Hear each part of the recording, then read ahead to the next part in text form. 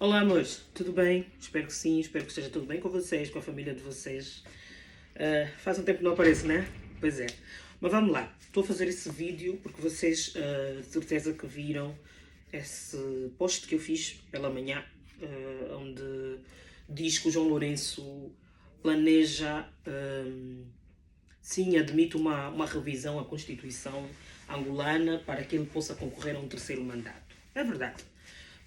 Isso não é, basicamente, não é uma novidade, porque nós já estávamos à espera de algo parecido. Essa é uma manobra que o MPLA usa para poder permanecer no poder, não é?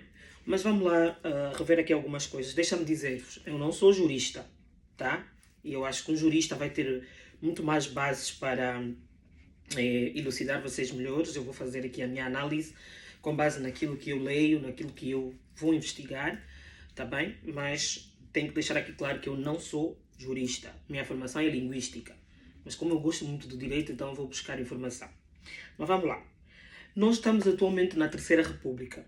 Nós tivemos a Primeira República em 1975. Depois tivemos a Segunda em 1992. E em 2010, quando da mudança da Constituição, então criou-se a Terceira República, que é esta que nós vivemos atualmente. Hoje por hoje, e vocês sabem que em todos esses anos o MPLA sempre teve a homogeneia, sempre, vamos dizer assim, numa linguagem mais terra-a-terra, mandou e desmandou no Parlamento como bem quis. E não havia muito que a oposição pudesse fazer. Hoje eu quero vos fazer entender o seguinte aqui.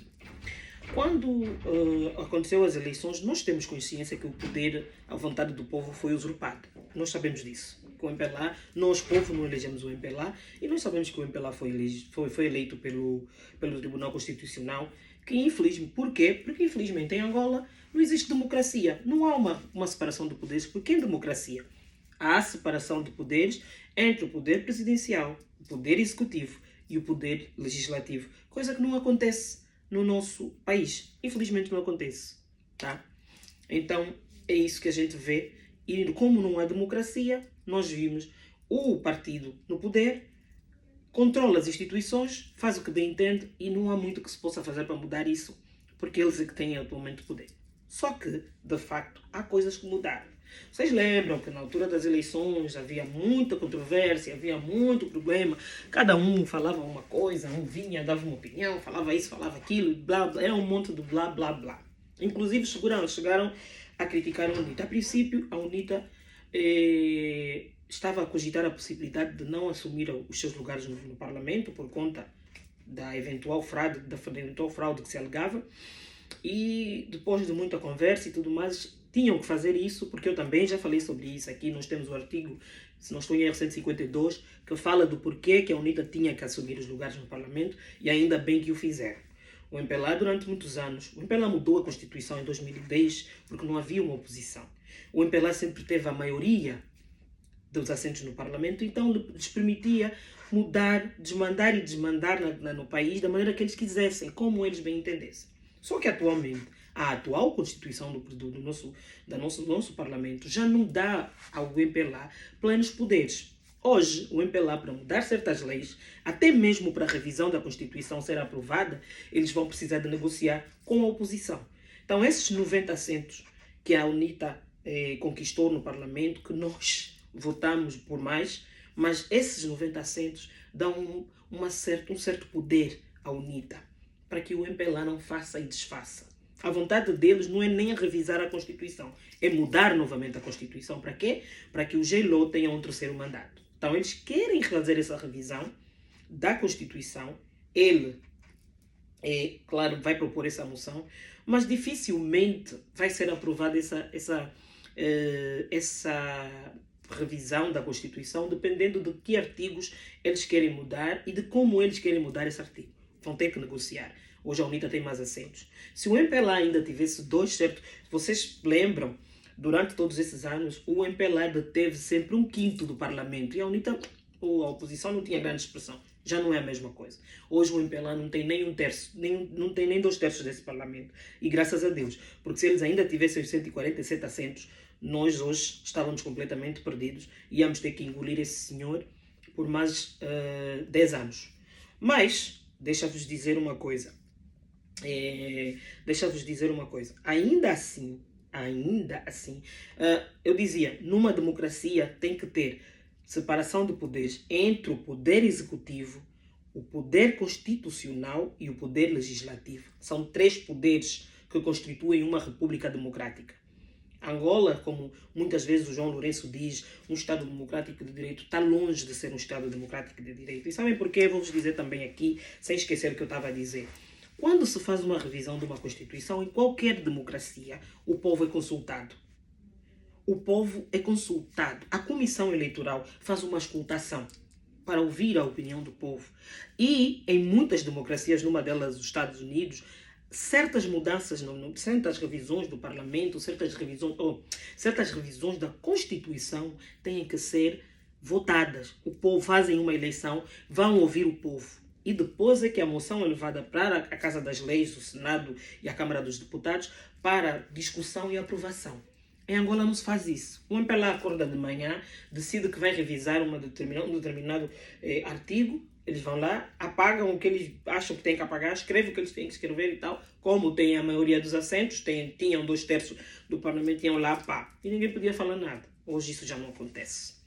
Mas, naturalmente, o João Lourenço pode usar de outras artimanhas. Ele pode invocar o estado de sítio, um estado de calamidade, para depois declarar emergência, e isso vai lhe dar margem. O que é que vai acontecer? Não vai haver eleições em 2027, eles vão declarar calamidade, estado de sítio ou o que seja, para que ele possa, para que não haja eleições e ele possa continuar, porque a lei vai lhe conferir esse direito, segundo a Constituição que eles aprovaram. Essa Constituição de 2010 foi única e exclusivamente aprovada para favorecer o MPLA, por isso é que eles, quando aprovaram a Constituição, aboliram as eleições presidenciais.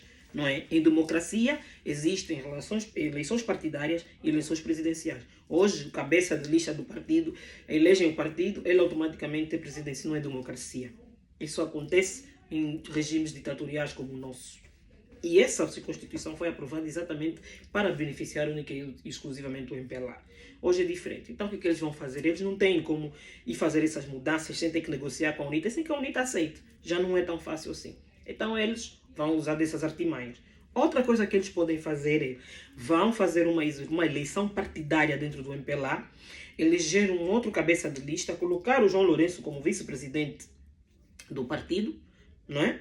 E depois, na altura das eleições, o tal do vice-presidente alega que tem problemas de saúde e não, o tal do presidente alega que tem problemas de saúde e não pode assumir a presidência. Para quem assumir? O João Lourenço. Portanto, eles têm uma série de manobras que eles podem usar para fazer com que esse senhor permaneça no poder por mais tempo como ele quer.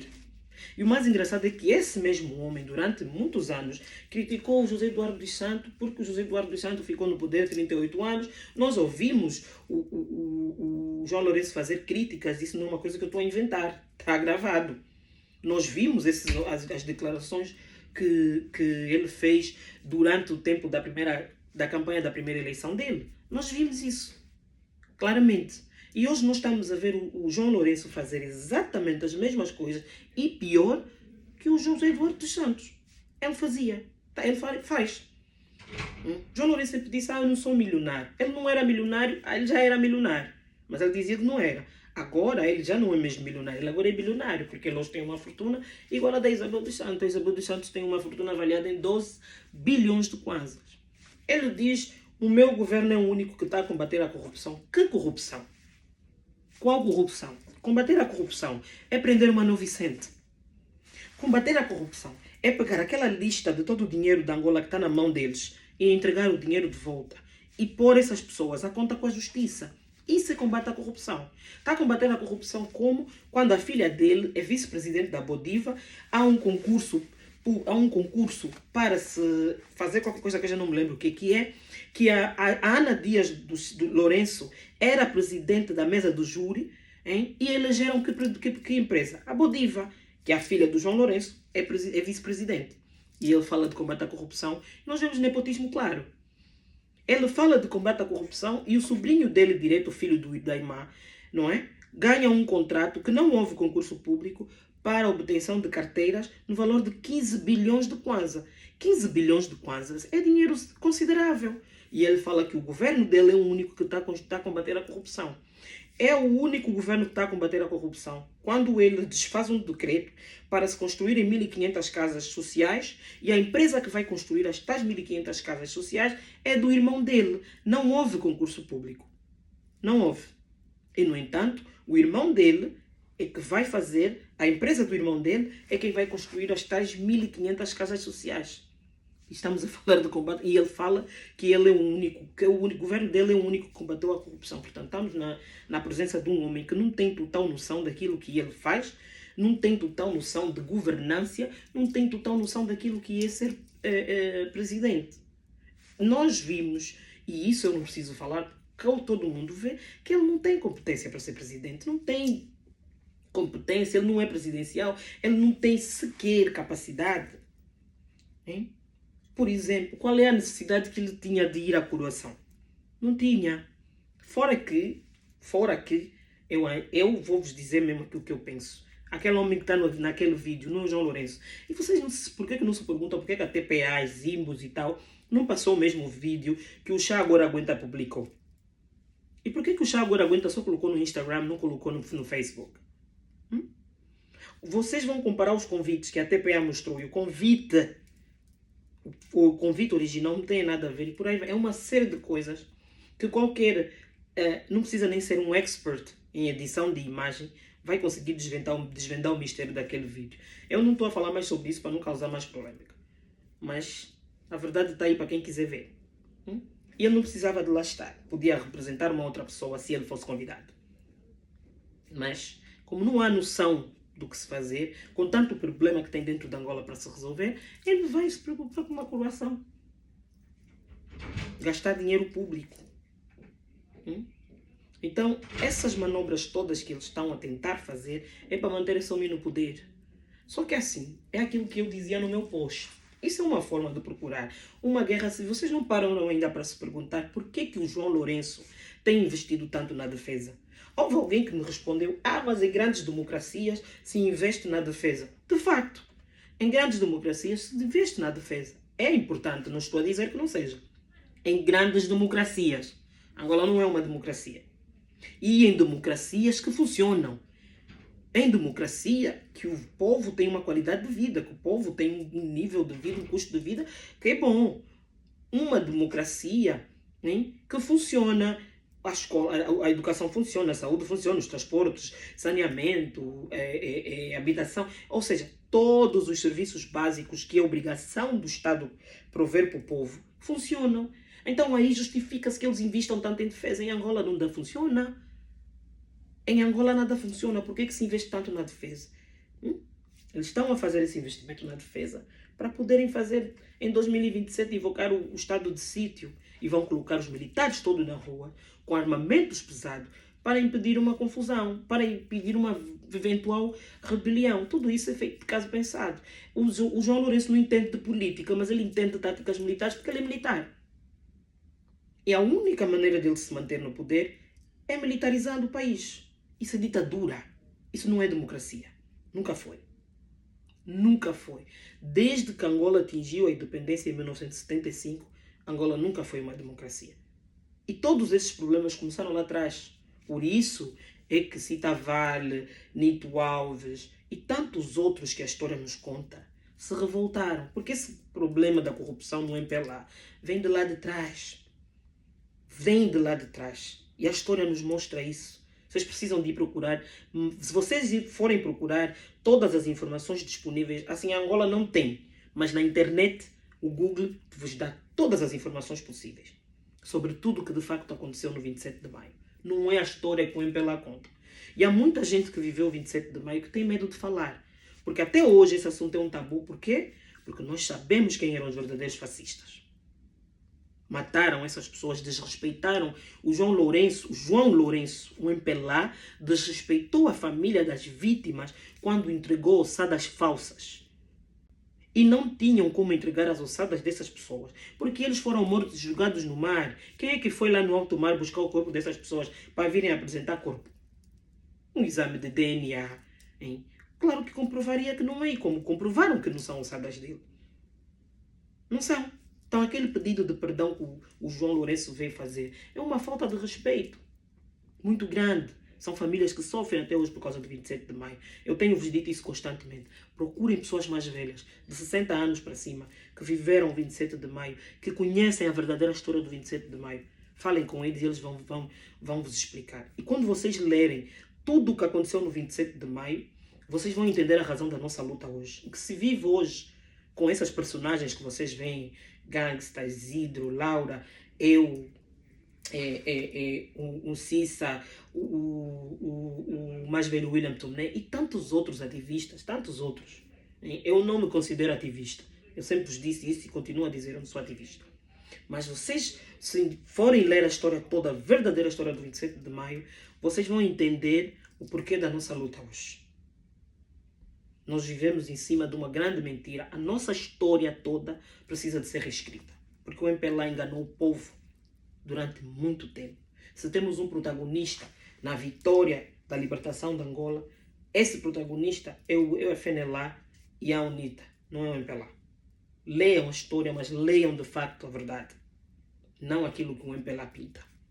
Então nós não podemos aceitar um terceiro mandato de João Lourenço, nem de nenhum MPLA. Chega de MPLA na vida do povo angolano.